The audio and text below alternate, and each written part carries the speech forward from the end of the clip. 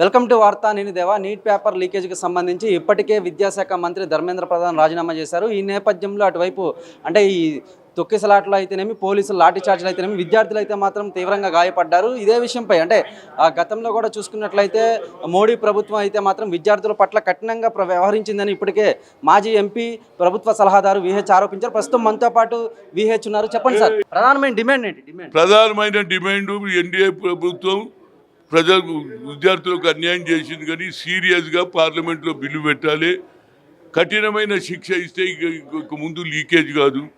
వాళ్ళు రాజీనామా చేస్తారు, మళ్ళీ వచ్చి పార్లమెంట్లో ఏది గెలుపు అని, ఎన్డీఏ గెలుపు అని సన్మానాలు జరుగుతుంది ధర్మేంద్ర ప్రధాన్కు. ఇది న్యాయం కాదు.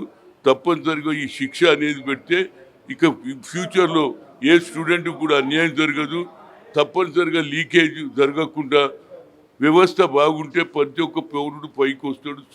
పైకి వచ్చి మంచి ఉద్యోగాలు వస్తాయి. వాళ్ళ జీవితాలు నాకు ఇప్పటికే 37 రోజులు జరిగింది, 21 మంది చనిపోయారు. అయినా ప్రభుత్వంకు నిమ్మకు నీరెత్తినట్టు దాని మీద ఎన్డీఏ విజయం అంటున్నారు. ఇది ఎన్డీఏ విజయం కాదురా బాబు, ఇది విద్యార్థుల విజయం. విద్యార్థులు పోరాడిండ్రు, కష్టపడ్డారు, ప్రాణాలు అర్పించారు. ఇప్పటికన్నా కేంద్ర ప్రభుత్వం పార్లమెంట్లో బిల్లు పెట్టి అన్ని రాజకీయ ఏదైతే రాహుల్ గాంధీ గారు పట్టుబట్టిండో విద్యార్థుల ప్రకారం పార్లమెంట్లో సరి అయిన బిల్లు పెడితే ఇక ముందు ఎలాంటి లీకేజ్ జరగదు అనేది నా ఉద్దేశం. ఫీజు రియంబర్స్మెంట్ చేయలేదు కాబట్టి సీఎం రేవంత్ రెడ్డి రాజీనామా చేయాలని బీజేపీ డిమాండ్ చేస్తుంది. ఏమి సీఎం రేవంత్ రెడ్డి రాజీనామా చేయాలంట. ఇటువంటి దానికి వాళ్ళు బీజేపీ వాళ్ళు ఏదన్నా చెప్పగలుగుతారా? వాళ్ళు ఏ రాష్ట్రంలో ఇచ్చిన ఫీజు రియంబర్స్మెంట్ అంచెలంచెలు నేను నిన్ననే మాట్లాడినా. తప్పనిసరిగా న్యాయం అక్కడ కూడా జరుగుతుంది. ఎందుకంటే గత ప్రభుత్వం దీన్ని కొనసాగించింది. దీన్ని కూడా రాష్ట్ర ప్రభుత్వం ఆలోచించదు. అంచెలంచెలుగా ఇండస్ట్రీస్ వస్తున్నాయి, అభివృద్ధి జరుగుతున్నది. ఫీజు రియంబర్స్మెంట్ గురించి కూడా ప్రభుత్వం తప్పక ఆలోచన చేస్తుంది అనేది నా ఉద్దేశం. Thank you.